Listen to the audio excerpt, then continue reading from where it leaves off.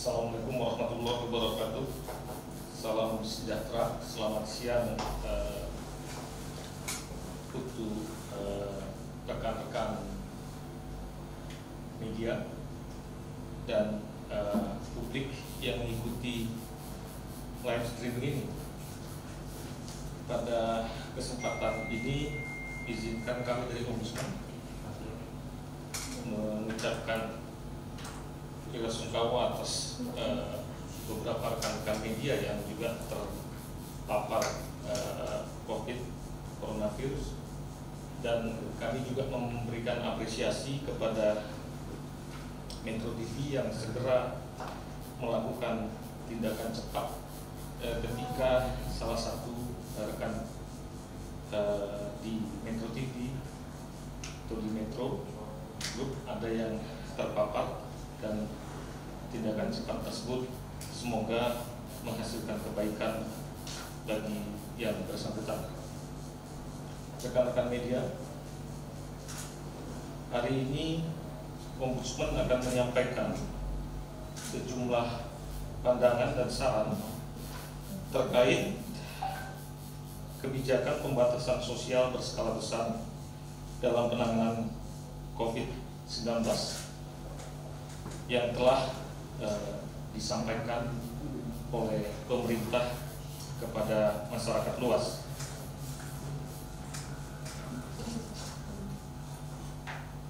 Rekan-rekan media dan publik, Ombudsman telah melakukan pencermatan atas perkembangan situasi, dan dalam kesempatan ini juga akan memberikan beberapa pandangan di mana Ombudsman Republik Indonesia sebagai lembaga negara pengawas pelayanan publik menghormati upaya pemerintah Republik Indonesia dalam respon situasi penyebaran wabah coronavirus 19 dengan menetapkan kebijakan pembatasan sosial berskala besar sebagaimana diatur dalam Undang-Undang Nomor 6 Tahun 2018 tentang karantina kesehatan. Ombudsman Republik Indonesia mencermati langkah cepat pemerintah dalam menerbitkan peraturan pemerintah pengganti Undang-Undang Nomor 1 Tahun 2020 tentang kebijakan keuangan negara dan stabilitas sistem keuangan untuk penanganan pandemi coronavirus disease 2019 dan atau dalam rangka menghadapi ancaman membahayakan perekonomian nasional dan atau stabilitas sistem keuangan. Juga kami mencermati bahwa pemerintah telah menerbitkan peraturan pemerintah nomor 21 tahun 2020 tentang pembatasan sosial berskala besar dalam rangka percepatan penanganan coronavirus, dan keputusan Presiden nomor 11 tahun 2020 tentang kedaruratan kesehatan masyarakat terkait coronavirus. Ombudsman Indonesia berpandangan bahwa laju eksponensial penyebaran virus corona ini memerlukan respon cepat pemerintah dalam mengambil keputusan maupun mengeksekusi keputusan yang telah diambil. Untuk itu diperlukan langkah cepat dan sistematis dalam menangani beberapa perkembangan.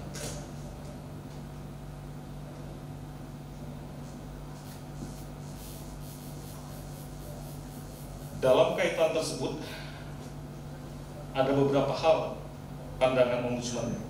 Pertama, mengenai peningkatan jumlah korban yang eksponensial. Semakin bertambah angka yang terkonfirmasi positif corona dan berlangsung cukup cepat, termasuk penyebaran kepada beberapa daerah. Untuk itu, Ombudsman Indonesia dapat memahami bahwa ada statistik yang masih belum sempurna dalam situasi wabah yang meluas,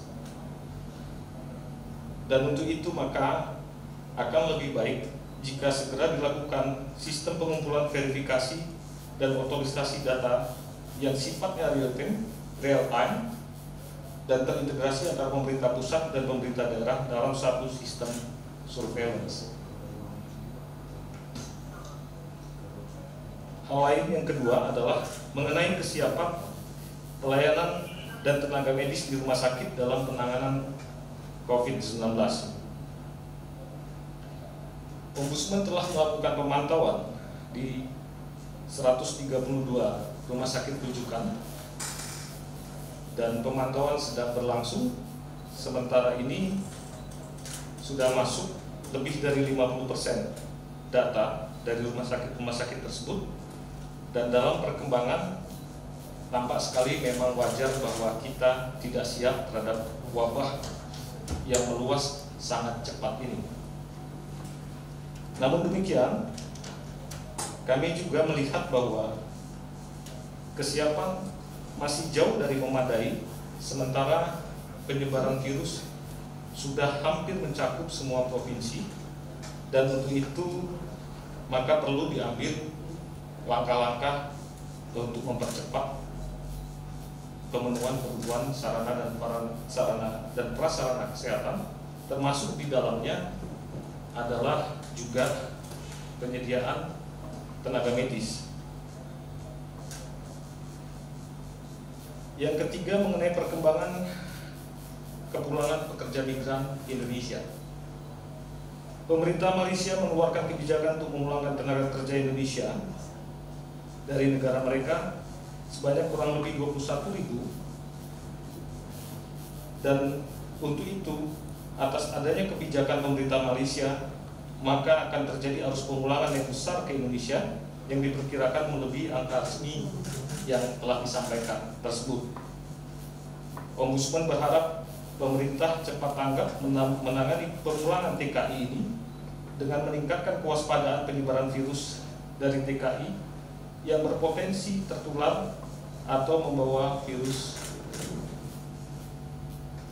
ke wilayah Republik Indonesia.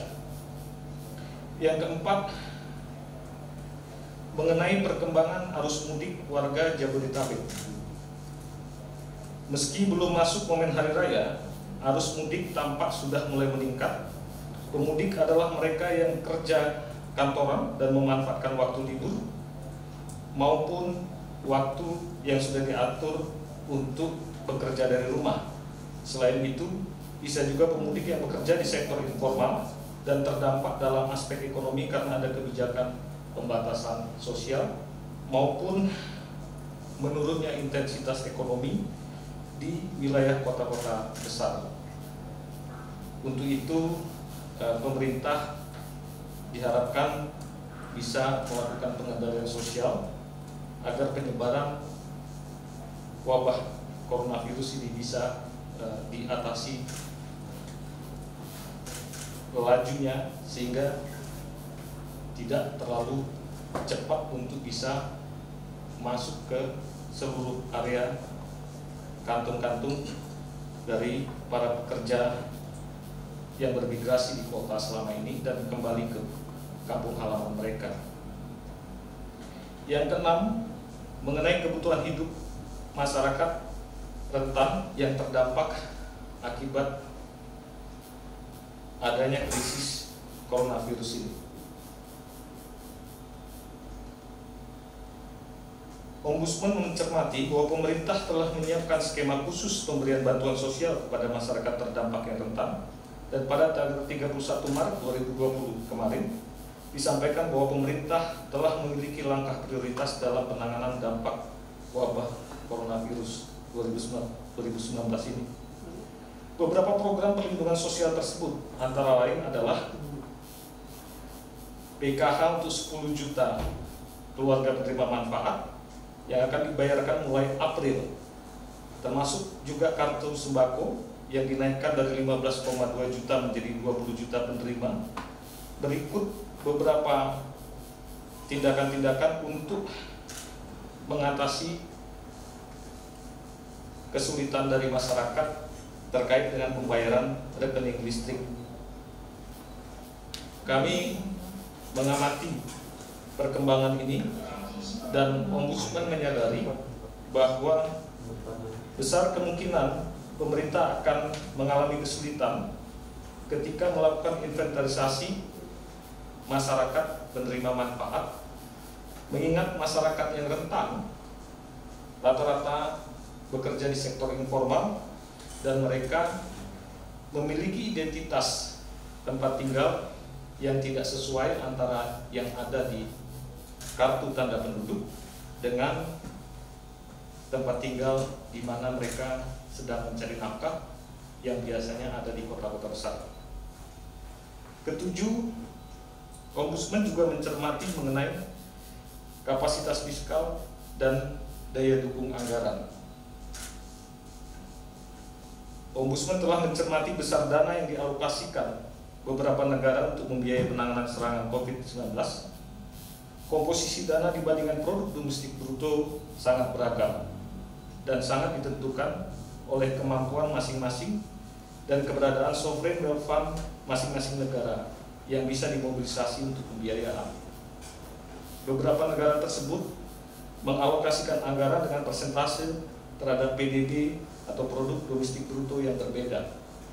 Katakanlah Australia mencapai 9,7%, Jerman 4,5%, Arab Saudi 2,7%, Kanada 1,4%, Singapura 10,9%, Cina 1,2%, Korea Selatan 0,8%, Spanyol 0,7%, Prancis 2%, Malaysia 0,4%, dan Amerika Serikat 10,5%.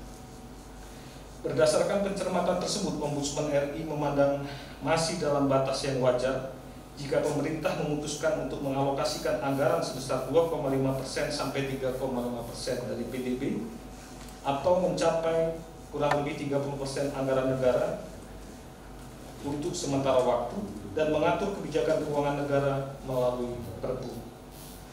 Indonesia memiliki beberapa jenis sovereign wealth fund yang sangat spesifik, namun tidak memiliki jumlah yang cukup besar untuk dimobilisasi.